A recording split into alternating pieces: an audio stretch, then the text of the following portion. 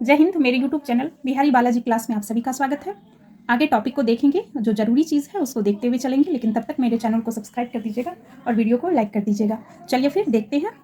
अफगानिस्तान के गजनी का सुल्तान महमूद ऐसे शासकों में से सबसे प्रसिद्ध है। उसने 997 से 1030 तक शासन किया और अपने नियंत्रण का विस्तार मध्य एशिया के भागों, ईरान और उपमहाद्वीप के उत्तर पश्चिमी हिस्से तक किया। वह लगभग हर साल उपमहाद्वीप पर हमला करता था। उसका निशान थे संपन्न मंदिर, जिनमें गुजरात का सोमनाथ मंदिर भी शामिल था। महमूद जो धन उठा ले गया, उसका बहुत बड़ा हिस्सा गजनी में एक वैभवशाली राजधानी के निर्माण में खर्च हुआ। आगे देख लीजिए। सुल्तान महमूद अपने द्वारा जीते गए लोगों के बारे में भी कई बातें जानना चाहता था और उसने अल बैरूनी नामक एक विद्वान को इस उपमहाद्वीप का लेखा जोखा लिखने का काम सौंपा। अरबी में लिखी गई उसकी कृति किताब उल हिंद आज भी इतिहासकारों के लिए एक महत्वपूर्ण स्रोत है। अल बैरूनी ने इसे तैयार करने के लिए संस्कृत के विद्वानों से परामर्श किया। आगे देखिए।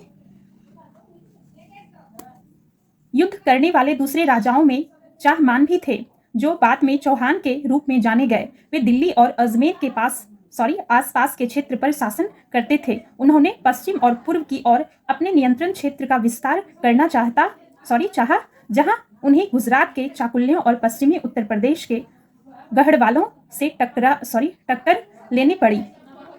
चाहमानों का सबसे प्रसिद्ध शासक था पृथ्वीराज तृतीय, 1168 से लेकर 1192, जिसने सुल्तान महमूद गौरी नामक अफगान शासक को 1191 में हराया, लेकिन दूसरे ही साल 1192 में उसके ही हाथों हार गया। आप इसको मैप के माध्यम से भी देख सकते हैं। आगे देखिए। उरयूर से तंजावुर तक चोल वंश सत्ता में कैसे आया। कावेरी डेल्टा में मुटरयार नाम से प्रसिद्ध एक छोटे से मुखिया परिवार की सत्ता थी। वे कांचीपुरम के पल्लव राजाओं के मातहत थे। उरैयार के चोलवंशीय प्राचीन मुखिया परिवार के विजययाल ने 9वीं सदी के मध्य मुटरयारों को हराकर इस डेल्टा पर कब्जा जमाया।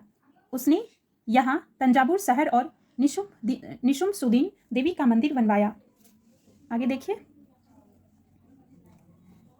विजयपाल के उत्तराधिकारियों ने पड़ोसी इलाकों को जीता और उसका राज्य अपने क्षेत्रफल तथा शक्ति दोनों रूपों में बढ़ाता गया। दक्षिण और उत्तर के पांड्यन और पल्लव के इलाके इस राज्य का हिस्सा बना लिया गया। राजा राज प्रथम, जो सबसे शक्तिशाली चोल शासक माना जाता है, 985 में राजा बना और उसी ने इनमें से ज्यादातर क्षेत्रों पर अपने नियंत्रण का विस्तार किया। उसने साम्राज्य के प्रशासन का भी पुनर्गठन किया।